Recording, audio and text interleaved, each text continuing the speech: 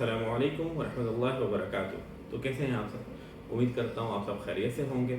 अच्छा, तो आज हम अपना वीडियो स्टार्ट करते हैं। जो लास्ट में मैंने एक रील अपलोड की थी उसमें कहा था कि एक डिटेल वीडियो बनाएंगे हम बर्नआउट पे।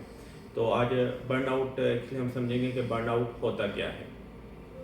बर्नआउट देखें, हम कहीं पे भी हमारा जो जॉब प्लेसमेंट है, जहाँ हम जॉब कर रहे होते हैं, ठीक है, हम अपने सुपरवाइज़र के, अपने मैनेजर के प्रेशर में आके इतनी ज़्यादा ड्यूटीज़ कर लेते हैं, या उनके कहने पे, या ये कह लें उनको खुश करने के लिए, ठीक है, मतलब सुपरवाइज़र ने बोल दिया ड्यूटी कर लो, आप ड्यूटी करना स्टार्ट हो जाते हैं। बट हम अपनी सेहत का ख्याल इस चीज़ में नहीं रखते, ये चीज़ हम भूल जाते हैं, ठीक है, क्योंकि हमारे लिए थे कि सेहत सबसे बहुत ज़रूरी है। कि अगर हमारी 8 आवर्स की ड्यूटी उसके कहने पे आपने 16 आवर्स कर लिए, या फर्दर आपने 24 आवर्स की कॉल पे कर ली, तो ये इसमें हम ख़ुद को बर्न आउट कर रहे होते हैं। तो इस चीज़ से हमें निकलना पड़ेगा। कभी कभार आपने ना बोलना भी आपको आना चाहिए, नहीं भी बोलना चाहिए, सही है।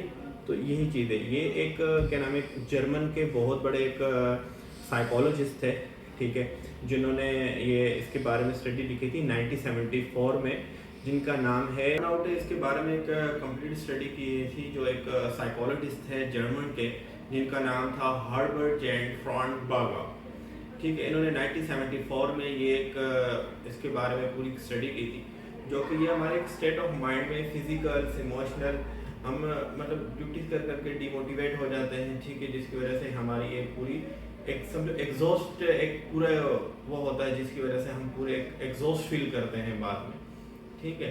तो इन्हीं जो हमारे जिस हम प्रोफेसर की बात कर रहे हैं, साइकोलॉजिस्ट हैं अमेरिकन के जर्मन में, ठीक है, तो उन्होंने एक कंप्लीट इस पर स्टडी बनाई है।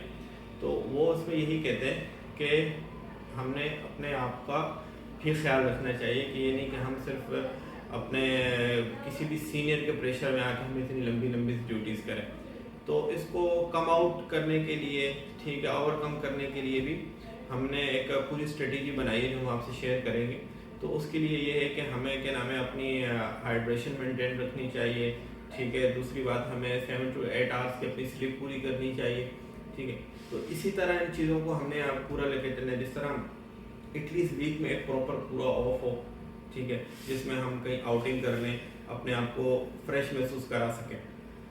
तो ये सारी चीज़ें हैं अपने आप को बर्नआउट से कम करने के लिए, बर्नआउट से बचाने के लिए, क्योंकि इतने सारे हमारे डॉक्टर्स नर्सेज जितने भी हैं, और वो ज़्यादा बेहतर जानते होंगे ये वाली बात, कि हमारे पास देखें कभी ऐसा कोई कोलैप्स पेशेंट आ जाता है, कोई ऐसे क्रिटिकल लंबे लंबे केसेस चल रहे होते हैं कि हम कंटिन्यू उसमें लगे रहते हैं, ठीक है, जिसमें हम अपने आप को भूल ही जाते हैं। जाहिर सी बात है, इसी में अगर दूसरे पार्ट पे ये देखा जाए कि हम अगर लंबी ड्यूटीज़ कर रहे हैं किसी भी सीनियर के प्रेशर में आके, तो उन्हें ये भी सोचना चाहिए कि हमारे ज़्यादा लंबी ड्यूटी करने की वजह से हमारे जो पेशेंट हैं वो भी तो कॉम्प्रोमाइज़ होंगे।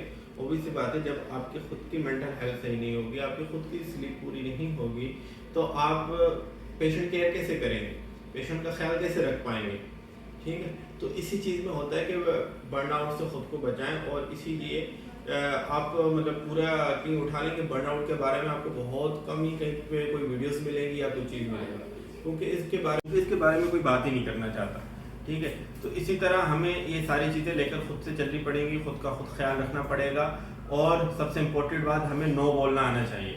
हमें अपने सीनियर, अपने सुपरवाइज़र को नो बोलना पड़ेगा कि भाई हम फर्दर और ड्यूटीज़ नहीं कर सकते, ठीक है। तो आपने ज़्यादा लंबी ड्यूटी नहीं करनी, एट दी एंड बात यही पे आती है, ठीक है। और इसी तरह की बहुत सारी वीडियोस देखने के लिए हमसे जुड़े रहें। अल्लाह हाफ़िज़।